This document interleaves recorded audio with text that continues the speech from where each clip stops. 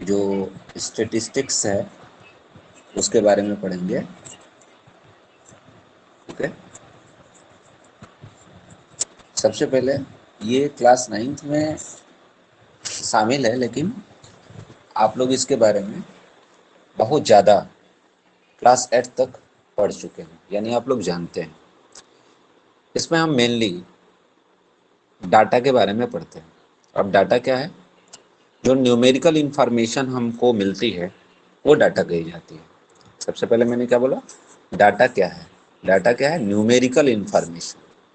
अब numerical information का मतलब कोई भी ऐसी इंफॉर्मेशन जो नंबर में हो उसे न्यूमेरिकल इंफॉर्मेशन बोलेंगे। जैसे क्लास में स्टूडेंट्स की नंबर कितनी है? 10 है, 20 है, 25 है, 40 है। These are the numerical information. किसी की एज कितनी है? 25 ईयर्स है, 12 ईयर्स है, 14 ईयर्स है। ये भी नंबर में है वैल्यू। तो जो भी वैल्यू नंबर में होती है उसे न्यूमेरिकल वैल्यू बोलते हैं, राइट? अब चलते हैं, यानी कोई भी numerical information if you have, we can study about this in the statistics. इसके बेसिक टर्म्स आपको पता होने चाहिए एक एक करके। अब जो आपके 9th क्लास में है स्टेटिस्टिक्स, इसमें जो आपको पढ़ना है उसमें आपको मेनली सेंट्रल टेंडेंसी की मेजरमेंट को पढ़ना है, यानी इसको बोलते हैं measurement of central tendency. Okay, तो सेंट्रल टेंडेंसी के मेजरमेंट को पढ़ने के लिए हमें उसके 3 एस्पेक्ट्स को पढ़ना होता है, यानी ध्यान दीजिएगा, measurements of central tendency. Okay, central tendency की मेजरमेंट। अब सेंट्रल टेंडेंसी की मेजरमेंट 3 टाइप की होती हैं। आपको ऑलरेडी पता होगी, ऐसा नहीं है कि नहीं पता है। अब वो कौन कौन सी होती हैं? पहला हमारा होता है मीन, दूसरा होता है हमारा मीडियन, और तीसरा होता है मोड। इन तीनों को हम इसके अंतर्गत पढ़ते हैं, राइट? मीन, मीडियन और मोड। सबसे पहले हम समझेंगे कि मीन क्या है। मीन क्या होता है? तो मीन को हम जनरली प्रीवियस क्लासेज में एवरेज के रूप में भी पढ़ चुके हैं। ये हमारा एवरेज, हम इसे बोल सकते हैं।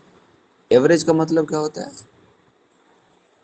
एवरेज का मतलब क्या होता है? जैसे हमें कोई इंफॉर्मेशन दी गई है न्यूमेरिकल, उस इंफॉर्मेशन को हम चाहें तो जैसे 1 से लेकर 10 तक की नंबर है, या 1 से लेकर 5 तक की नंबर है, 6 तक की नंबर है, उसकी अगर हमें मीन फाइंड करनी है तो सबसे पहले हमें नंबर मिलनी चाहिए, यानी क्वेश्चंस में हमको इंफॉर्मेशन मिलनी चाहिए। जैसे 1, 2, 3, 4, 5, 6, ये हमारे नंबर्स हो गए, राइट? अब इन नंबर की हमें मीन फाइंड करनी है। क्या फाइंड करनी है? मीन। तो मीन फाइंड करने के लिए इसका रूल होता है। रूल क्या होता है? सम ऑफ ऑब्जर्वेशन। ये सभी वैल्यूज को हम ऑब्जर्वेशन बोलते हैं, क्योंकि हमने इसे ऑब्जर्व किया है, पता किया है, फाइंड किया है, या फिर ये किसी के द्वारा ऑब्जर्व करके मिला ही है। ठीक है, तो इसे हम बोलते हैं ऑब्जर्वेशन। तो हम इन ऑब्जर्वेशन की सम फाइंड करते हैं।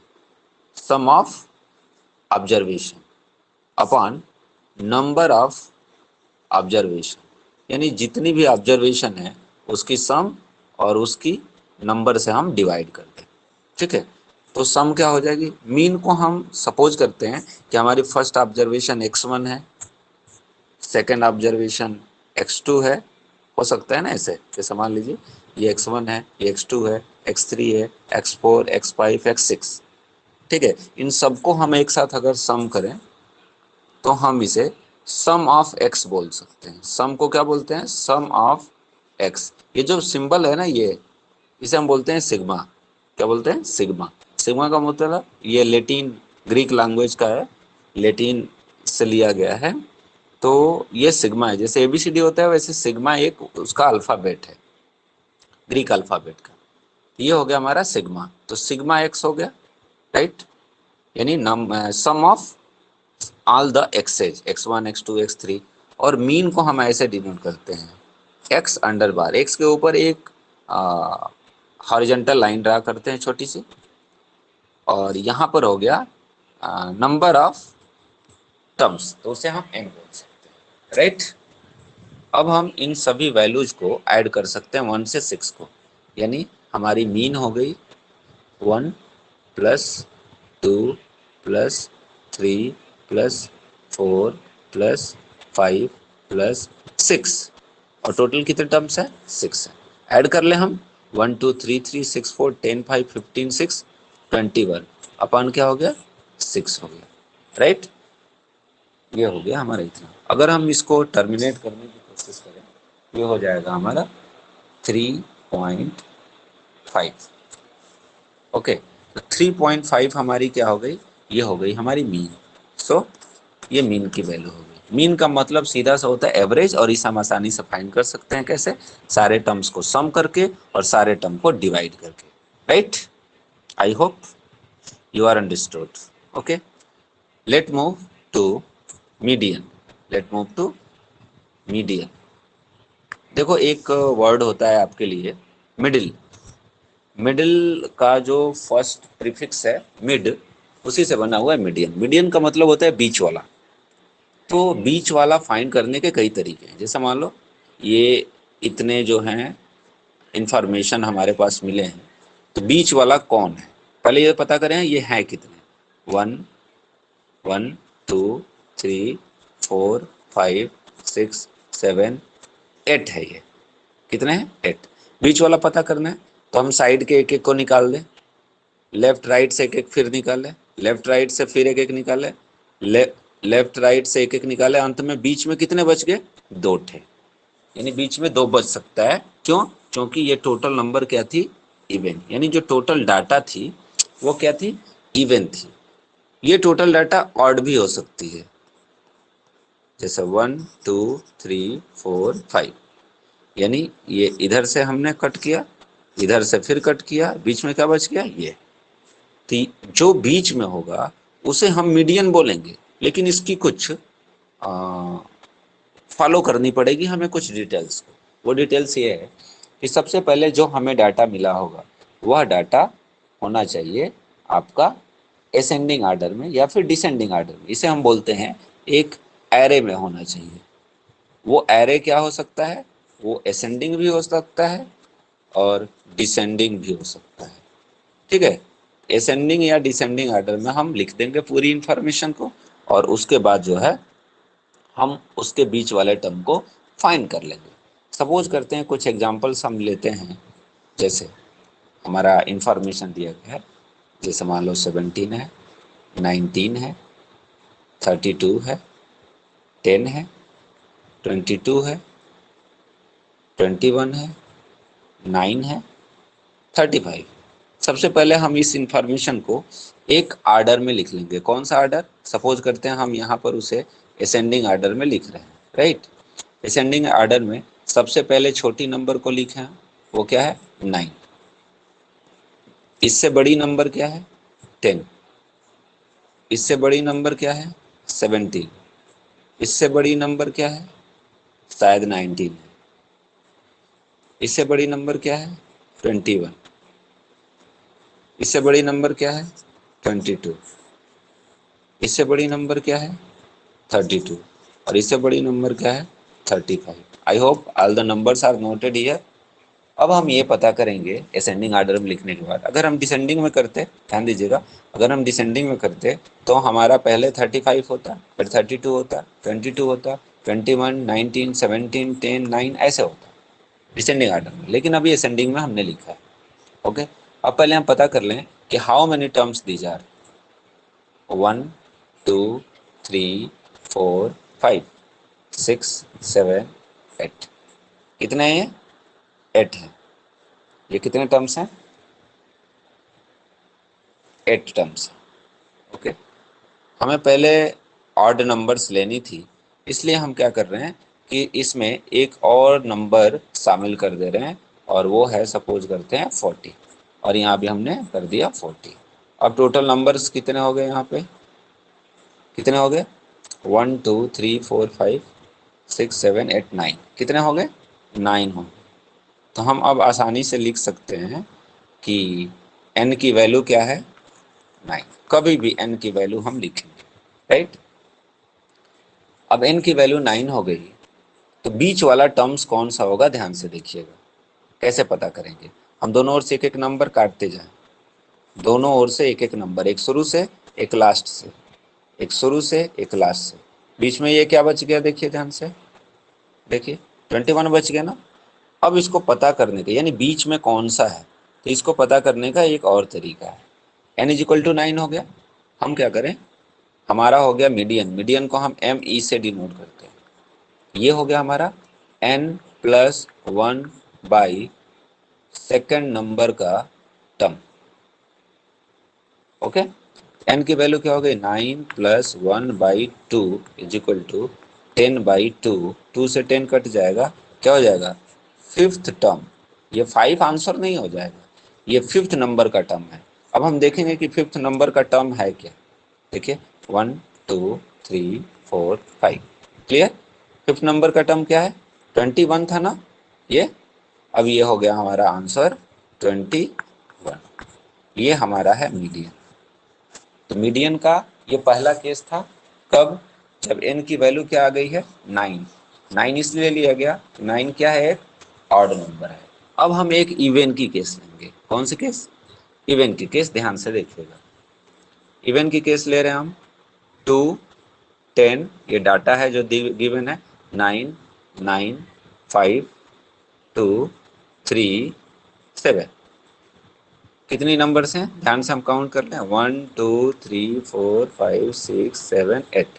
How many 8 there are in all, okay, कुल 8 है। अब हम क्या करें, हम इसे असेंडिंग ऑर्डर में कर लें या डिसेंडिंग ऑर्डर में, कोई फर्क नहीं पड़ता है, ठीक है। हम असेंडिंग ऑर्डर में इसे अरेंज कर रहे हैं, क्लियर। अब असेंडिंग ऑर्डर में जब हम इसे अरेंज कर रहे हैं तो सबसे छोटी नंबर क्या है 2, लेकिन ध्यान रखिएगा 2 यहाँ भी है 2 यहाँ भी है, 2 बार 2 है, तो हमने 2 लिखी। उसके बाद हमने लिखा 3, उसके बाद हमने लिखा 7, उसके बाद हमने लिखा 9, सॉरी 7 नहीं, ध्यान रखिएगा 3 के बाद हमारे पास 5 भी है, 5 के बाद है 7, और 7 के बाद 2 बार 9 है, और उसके बाद है 10। काउंट कर ले, सारा हो गया 1 2 3 4 5 6 7 8। n इज इक्वल टू क्या हो गया 8। 8 क्या है इवन है, कैसे इवन है ध्यान दीजिएगा, 8 एक इवन नंबर है। जैसे यहाँ पर यह ऑड थी, नीचे देखिए सबसे ऑड थी, तो अब यहाँ पर इवन की केस आ गई। तो इवन के लिए क्या करते हैं वो ध्यान दीजिएगा, इवन के लिए मीडियन क्या होता है, ये हो गया हमारा मीडियन, मीडियन मीडियन हो गया। जब इवन आती है तो इवन की केस में मीडियन का फार्मूला होता है n by second term plus n by 2 plus 1th term और सबके अपान में 2, यानी 8 आ गया है, 8 बाई 2 नंबर की टर्म और प्लस 8 बाई 2 प्लस 1 नंबर की टर्म और सबका अपान 2।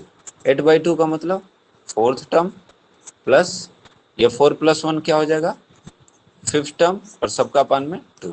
अब ध्यान दीजिए पीछे अपने आर्डर में चलिए कि 4th टर्म और 5th टर्म क्या है, ये फर्स्ट टर्म है, ये सेकंड है, थर्ड है, 4th टर्म क्या हो गई 5 और 5th टर्म क्या हो गई 7। तो वही लिखेंगे हम 5 प्लस 7, 4th टर्म 5 है, 5th टर्म 7 है और अपॉन 2।